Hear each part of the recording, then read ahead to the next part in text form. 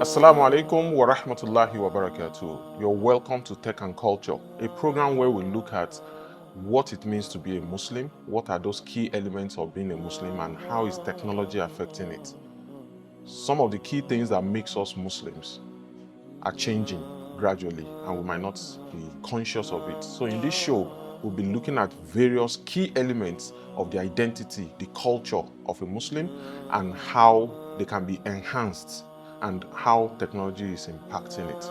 Among the key elements of our culture that we'll be looking at are things like how we educate our children, how we live as a family, how we eat, how we dress, how we do business. What are the impacts of technology on some of these key activities? We'll be looking at how we pray, how we worship Allah, what we believe in. What is the impact of technology on these areas?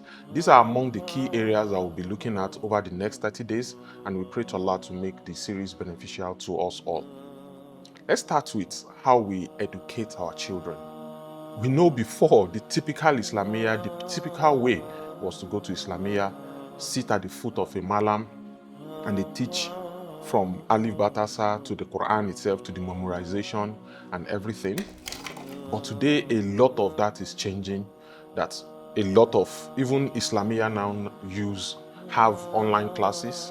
There are so many apps that you could go. There are a lot of people that become Muslims and they don't necessarily find a physical malam to teach them. They get YouTube and watch YouTube videos. On TikTok, there are a lot of people that are learning about Islam through TikTok. So we should be checking what is the impact of these new technologies on how we transmit our religion and transmit knowledge about our religion. Technology makes it faster and more accessible, but is it more accurate? Sometimes I ask myself that is a child that has memorized the Quran, is the memory of someone that memorized the Quran sharper than the Quran that is stored on the phone? Who has better memory? These are conversations that are relevant today. A lot of people are learning about Islam without necessarily sitting at the foot of a knowledgeable scholar. Another interesting thing about our culture as Africans, as Nigerians, and how Islamic culture comes in and how technology is affecting all this is also in the way that we dress. Normally, when we say Islamic dress, we know what we expect it to mean today. But how does Islamic identity or Islamic dress mix with our dress as Nigerians? And sometimes I wonder what we call Islamic dress, could it be that it's actually Arabian dress that we are calling Islamic dress?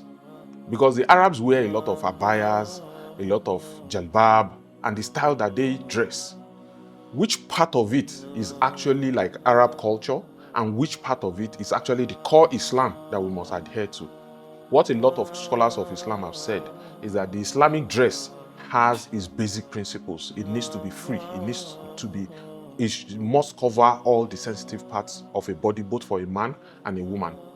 It must not be transparent. But what color it is and what design and how is it sewn was silent upon.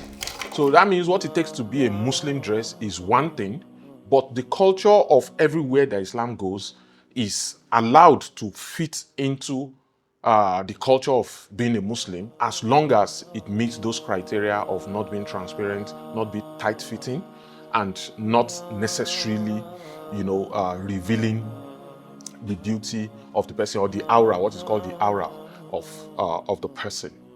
Another part of it is what we eat, the food that we eat.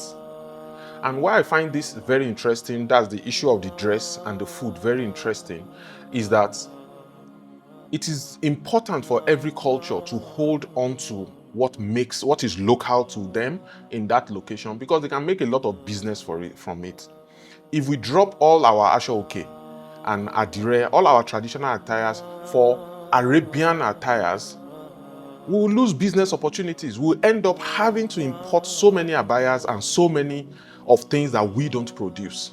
So it's really important for us to know what is our culture, which part of it is Islam, and what can we do about it. Because there are some things, like the kind of food we eat, maybe the shawarmas and everything, that were popularized using media and using various technologies, and now it looks like it is what we should be eating. And then everybody seeks the bread and imports the bread that is used to make the shawarma from outside Nigeria. We really need to be conscious of what is our culture and which part of it we want to retain and which part of it do we want to assimilate. We'll be breaking at this point for today's episode, and we'll be continuing on the discussion on the general introduction to the tech and culture, on the key elements of our culture and what makes us Muslims living in Nigeria. And inshallah, we'll continue that tomorrow. I remain Jibril Ibrahim. I'll see you in the next episode.